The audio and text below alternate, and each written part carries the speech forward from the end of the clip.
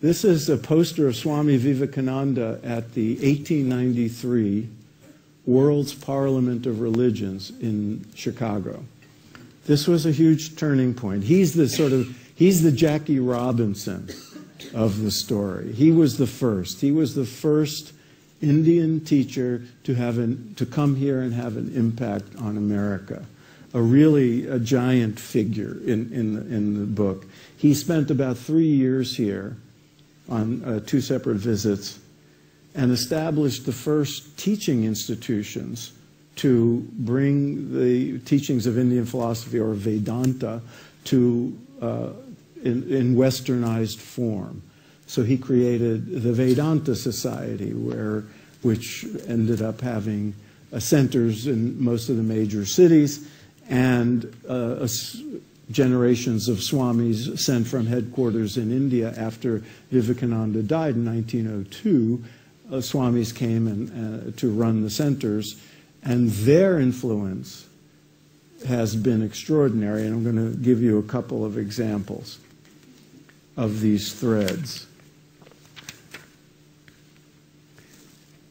Oh, what happened? I went back. But I want to pause for a second, because this is a good moment to just sort of say, what is it that actually came here, right?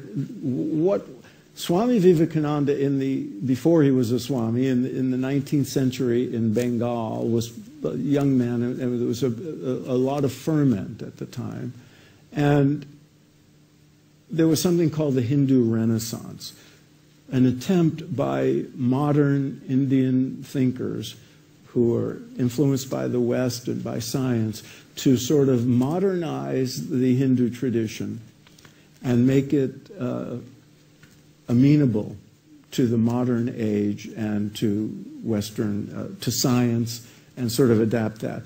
And what Vivekananda did was it set the template for all the successful gurus who have come here over the last couple of hundred years, because he introduced a way to be spiritual that was so practical and so rational that it could be understood as a science of consciousness, not necessarily as a religion.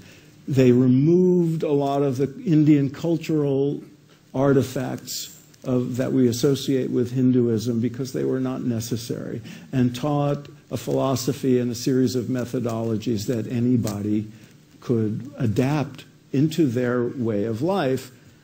And in so doing, these teachers offered something that was missing from mainstream religion for the most part, which was practical ways to achieve personal transformation and transcendence inwardly, a direct connection to the divine, built on a philosophy that did not require that you convert to anything or that you buy into any particular set of dogmas or an interpretation of history.